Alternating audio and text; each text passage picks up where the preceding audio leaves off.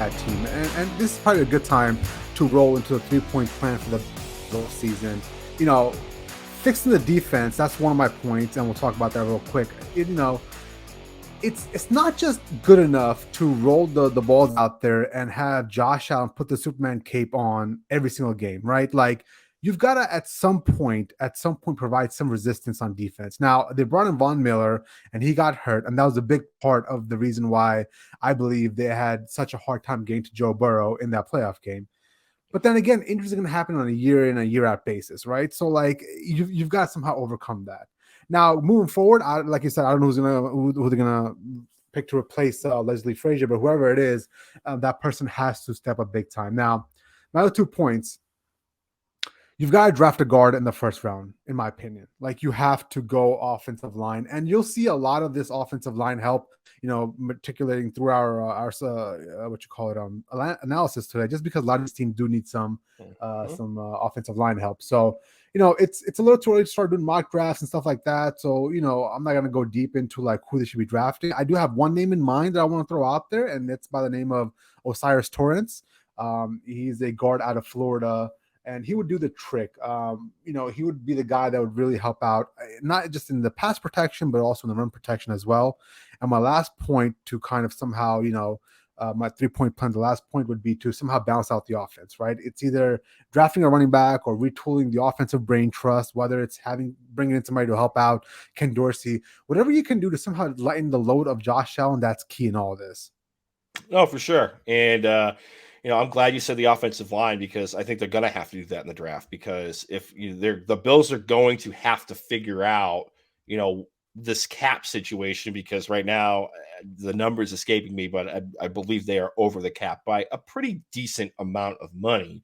And we said a couple episodes ago that, if you cut, Mitch Morris, the center, which sucks, but, he's kind of on the back nine of his career and he's dealt with some concussion issues. You could save some money off the cap. Roger Saffold, great offensive lineman on the left-hand side, had a great run in Tennessee and then Los Angeles before that.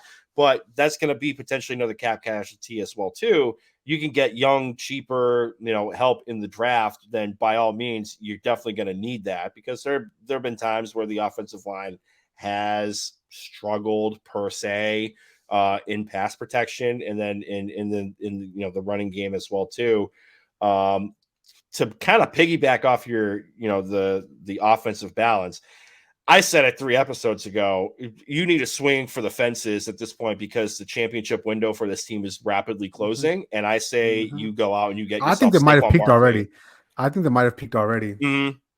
But I mean, if you want the death rattle, the last gasp, I should say, then I think you need to swing for the fences and you need to get Saquon Barkley. Now, whether or not that's, a long-term deal or you do 2 years and it's basically fully guaranteed for a running back. I mean, at this point, like, I think it's a damn the torpedoes approach for that, because they drafted James Cook in the 2nd round and they barely used him at all. Devin Singletary has always been the redheaded stepchild in that offense. And, sometimes he'll get the bulk of the work and sometimes he'll find his way in the doghouse if he fumbles the football. And Nyheim Hines was great on punt returns, but I mean, he didn't really do anything else once he got there from Indianapolis. And prior to that, Zach Moss had a great season, then broke his ankle 2 years ago, and then he was never to be seen again. So they have to figure out the running back situation. I think you could get Saquon Barkley, swing for the fences, and you'll balance out the offense that way too. And on the defensive side of the football, I mean, it's really going to come down to, are they going to give Jordan Poyer what he wants for money? Because, he's been the heart and soul of that defense. Him, Tre'Davious White, and Matt Milano. He's a free agent this year, and he's made it abundantly clear that he wants to get paid. He also wants to go to a state that doesn't have an income tax. Yeah, and we're going to get to one of those states in a minute. Mm-hmm. But I mean, if you want to, kind of keep this defense intact, then you're going to have to figure out if you're going to bring Jordan Poyer back or if you're going to go in the draft and get somebody. Yeah.